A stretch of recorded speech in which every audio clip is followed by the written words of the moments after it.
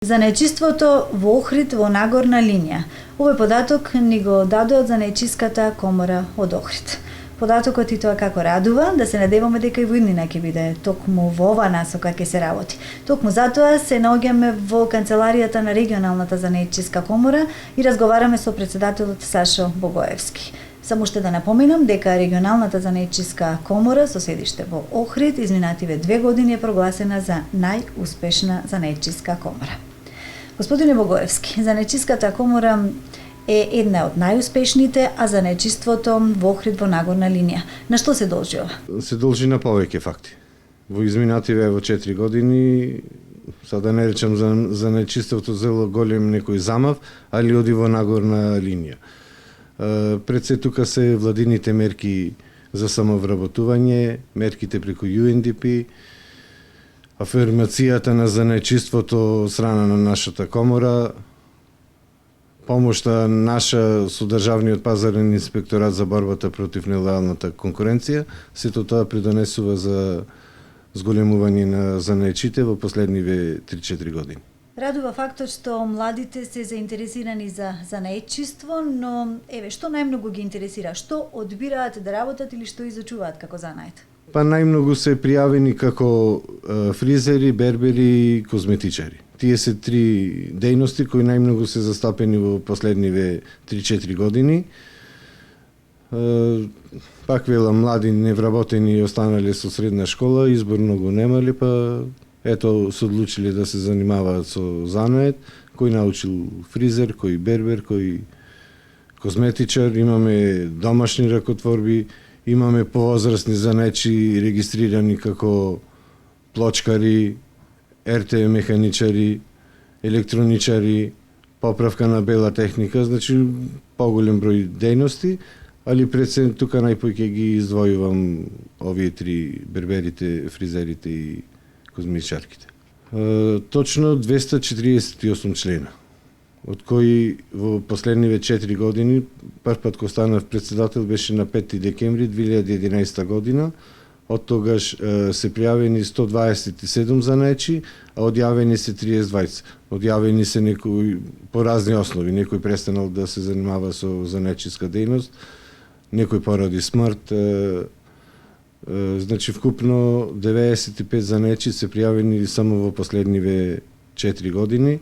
Рекордна беше 2014 година, каде што беа запишани 37 нови занаечи, а само 5 занаечи престанале да вршат занаечиска дејност.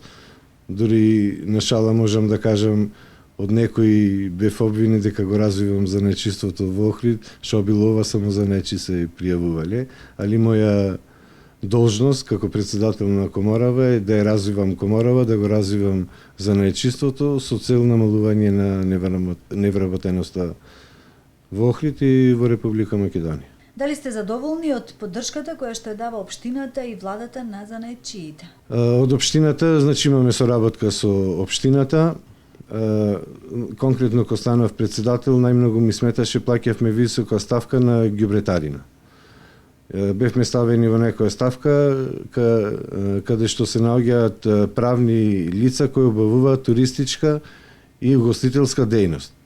И плаќавме по 16,3 денари по метар квадратен, што сметав дека за нас е привисока од една страна, од друга страна не сме ние правни субјекти кои обавуваат туристичка и угостителска дејност.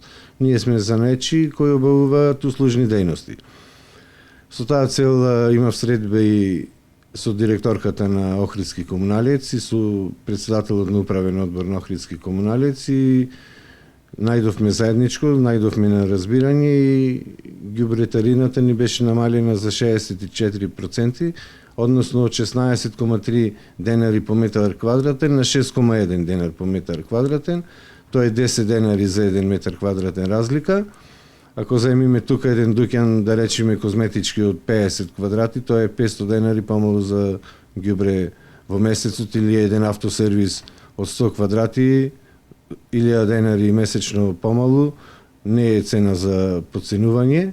Овие помалите дуќанчиња не добија кузнет колку намалување, али сепак секој намалување е добре дојдено. Тоа е една од најголемите придобивки што имаме од локалната самоуправа, исто Советот на општина Охрид донесе одлука за ослободување од фирмарина на дефицитарните занаети и занаетите во изумирање, и по тој основ едно 5-6 занаечи нема да плаќаат фирмарина во иднина.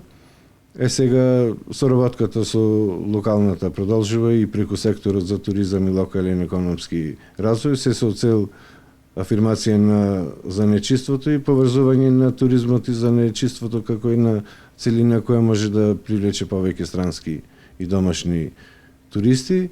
Исто така и во иднина планирани се повеќе проекти заеднички со општина Охрид. Ево сега според новиот закон завршена занечиска дејност донесе на 1 декември минатава година. Во законот пишува дека во усогласувањето со новиот закон, ние како занечиска комора мора да имаме 30 метри квадратни најмалу деловен простор. Ние имаме 15 метри деловен простор и мислам дека со локалната, односно со градоначалникот, ќе знајдеме заедничко решение, ќе ни помогнат околу решавање на овој проблем. Што морам да го истакнам, што само Охрид, локалната самоуправа не го има решено проблемот со занечите за доделување на деловен простор. Тука малку ми е криво, можда и тие пред мене што работеле во коморава не биле толку ажурни, али во цела Македонија само Охрид не го имат решено проблемот со канцелариско работење. Дали имате соработка со останатите занаечиски комори во Република Македонија? Значи, сите занаечиски комори во Република Македонија се здружени во Занаечиската комора на Република Македонија. И сите председатели на регионалниве комори сме членови на управен одбор на Занаечиската комора на Република Македонија и еден од нив е председател на Републичката комора.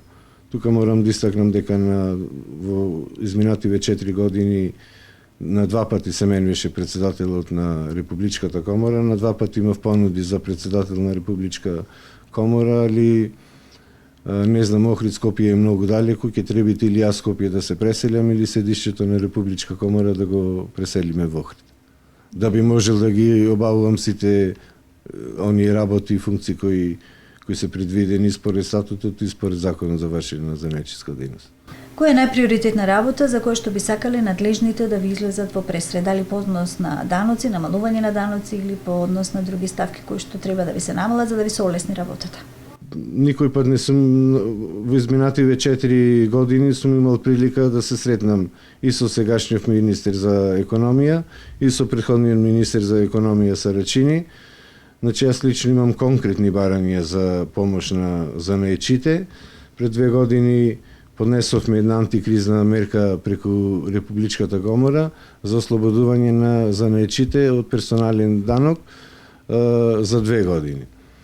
Али ето, тоа наше барање негде заталка по архивите на Министерството за економија и не стигна таму каде што беше упатено. Од една страна ми е криво што, например, не да ми е криво, ето да речем, ми е ќе вратиш ова шеме. Од една страна сакам да кажам дека другите дејности во држава, како пеачите, например, добија еден куп субвенции за зачувување на македонската народна и забавна музика, се доста субвенционирани, да не зборувам за земјоделците кои добиваат доста субвенции. Некако ние занаечите се наоѓаме некако, да не речем, отфрлени настрана, али ако сме такви, тука грешката ја барам во нашето раководство на Републичката комора. Значи, од неажурност, можда и од незнаење, не потегнале да добијат некои поволности поголеми занаечите. Јас имам лично, ко председател на коморава, значи кажав една антикризна мерка, баравме за ослободување од 2 години од плаќање на персонален данок. И би сакал во ова прилика и премиерот, односно сега само лидер на ВМРО ДПМН, да го слушне овој прилог, да би имал можност да се сретнам со него, точно би му објаснил колку малу треба владата да одвои за занаечите, да се позадоволни и поуспешно да ја обавува занаечиската дејност. Ето, Републичката комора досега не ни побарала средба со премиерот. Јас би сакал да имам, затоа што сум занаечија 23 години и најпој ќе знам што на занаечите им треба. Што им е товар, кои давачки се непотребни и мислам, ето пак потенцирам ако би имал некоја средба со господинот Груевски, дека ќе најме доста заедничко и доста ќе му се поможи на занаечите. Пак велам, не сме побарале како што треба, затоа и не сме добили.